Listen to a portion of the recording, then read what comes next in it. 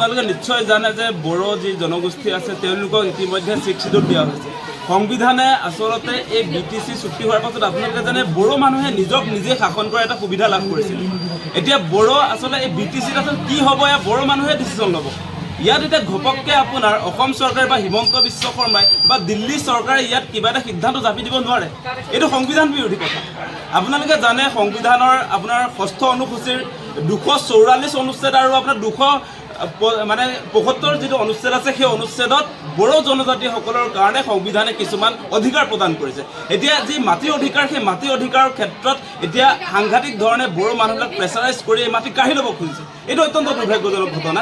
আচলতে 6 শিডিউল অঞ্চলত এনেকৈ মাটি বড়ো মানুহৰ পৰা এনেকৈ কাঢ়ি লোৱা এইটো কোনো ঘটনা তেনেকুৱা আমি দেখা নাই। এতিয়া আপোনালোকে নিশ্চয় লক্ষ্য কৰিছে ইয়াত আদানীয়ে প্লেন কৰিছে। আদানীয়ে এতিয়া BTC অঞ্চলত আপোনাৰ প্ৰজেক্ট নিৰ্মাণ কৰিবৰ কাৰণে যে এতিয়া এই সুবিধাবিলাক যে পাইছে এইটো অত্যন্ত দুৰ্ভাগ্যজনক ঘটনা। আমি যিটো কথা কৈছিলোঁ যে বড়ো জাতি এটা ৰক্তৰঞ্জিত ইতিহাস আছে। এই বড়ো জাতিয়ে আজি যে আপোনাৰ BTC ইয়াত যে গঠন হৈছে, BTC চুক্তি যে স্বাক্ষৰ হৈছে, ইভেন আপোনাৰ এতিয়া শেহতীয়াকৈ 2020 চনত যিটো BTR চুক্তি সম্পন্ন হৈছে, ইয়াত বড়ো জাতিৰ যিটো অধিকাৰ, স্বাধিকাৰ, নিজক নিজে শাসন কৰাৰ যিটো অধিকাৰ, নিজক নিজে শাসন কৰাৰ অধিকাৰ পৰা খৰ্ব কৰিব খুজিছে বিজেপি চৰকাৰে। এইটো কোনো কাৰণতে আমি মানি ল'ব নোৱাৰোঁ। আমি অসমৰ মানুহে এই বড়ো জাতিৰ যিটো জাতীয় সংগ্ৰাম ইয়াৰ লগত আমি সকলোৱে সহযোগিতা কৰিম।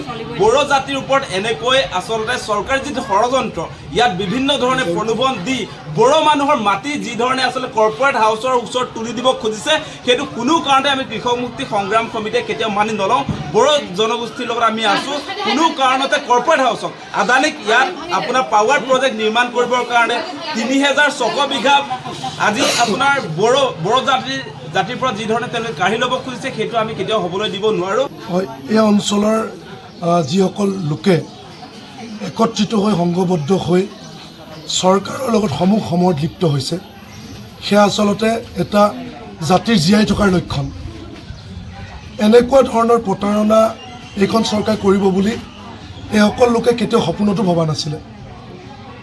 আমাৰ চবতকৈ দুখ লাগিছে যিগৰাকী ব্যক্তিয়ে আজি 16 বছৰ নিজৰ জনগোষ্ঠীটোৰ ছাত্ৰ সংগঠনক নেতৃত্ব দিলে, সেইগৰাকী ব্যক্তি আজি BTC মুৰব্বী। তেওঁ ক্ষমতা পোৱাৰ পাছত তেওঁ এই লোকসকলক মাটিৰ পট্টাহে দিব লাগিছিলে, কিন্তু নিদি বিজেপি চৰকাৰৰ লগত মিলি আদানীৰ দৰে কোম্পানীক মাতি আনি এই দশক ধৰি বাস কৰি থকা নিজৰে জনগোষ্ঠীটোৰ লোকসকলৰ ওপৰত যি ধৰণৰ আক্ৰমণ নমাই আনিছে, এই ঘটনাটো আচলতে নিন্দা কৰিবৰ কাৰণে আমাৰ ওচৰত কোনো ভাষা নাই। তেওঁলোকে 1886 এক্ট মানে না, তেওঁলোকে BTC মানে চুক্তি মানে না, তেওঁলোকে 6ষ্ঠ অনুসূচী মানে না, ৰাষ্ট্ৰসংঘৰ নিৰ্দেশনা মানে।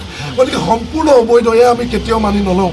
আৰু দ্বিতীয় কথা, প্ৰমোদ বড়ো ডাঙৰীয়াই যি ধৰণৰ টোপ দিছে যে এই কোম্পানীটোত 3600 বিঘা মাটি যোৱাৰ পাছত 15,000 মানুহে চাকৰি, গোকাত মিছা কথা।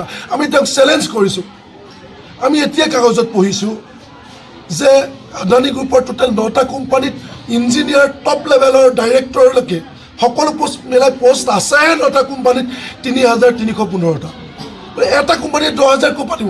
এনেকৈ নিজৰ মানুহক ঠগিব পাৰে নেকি কওকচোন? আজি ঝাৰখণ্ডত আদানী গ্ৰুপক খেদিছে মানুহে। 51 কোটি টকা তেওঁলোকে ক্ষতিপূৰণ দিম বুলি 1 টকা দিয়া নাই। হাজাৰ মানুহক চাকৰি দিম বুলি এগ্ৰিমেণ্ট কৰি চাকৰি দিব পৰা নাই। এইবিলাক গোকান মিছা কথা। এইবিলাক প্ৰলোভনত এই অঞ্চলৰ মানুহ নপৰে। এই অঞ্চলৰ মানুহক প্ৰলোভিত কৰিব নোৱাৰে। তেওঁলোকে প্ৰতিৰোধ সংগ্ৰামত লিপ্ত হৈছে আৰু চৰকাৰে বাধ্য কৰাইছে। গণতান্ত্ৰিক আন্দোলনক নামানিলে মানুহে নিজৰ মাতৃ ৰক্ষাৰ কাৰণে সমূহ সময়ত লিপ্ত হ'বই, তাৰ বাদে বিকল্প নাই। যদি মানুহে গণতান্ত্ৰিক আন্দোলনৰ ভাষা বুজি নাপায়, মই এজন খেতিয়ক, মই যদি কাঠৰ নাঙল হাল বাবলৈ গ'লে কাঠৰ নাঙল যদি বোকাত নোসোমায়, পানী নাথাকে, বোকা নাথাকে, মই ঘূৰি আহি চিম্ফ নাঙল নিবলৈ বাধ্য। চিম্ফ নাঙলে যদি হাল বাব নোৱাৰে তেতিয়া মই প্লাও, খেৰ বা ডবল কোৰ মাৰি হ'লেও মই খেতি কৰিবই লাগিব। যদি মই খেতি নকৰোঁ খাম কি? গতিকে এজন কৃষকে কি নাঙলেৰে হাল বাব সেইটো নিৰ্ভৰ কৰিব পথাৰ আৰু বতৰৰ ওপৰত। এজন আন্দোলনকাৰীয়ে কি ধৰণৰ আন্দোলন কৰিব, কিমান জংগী আন্দোলন কৰিব সেইটো নিৰ্ভৰ কৰিব চৰকাৰখনৰ এটিটিউডৰ ওপৰত।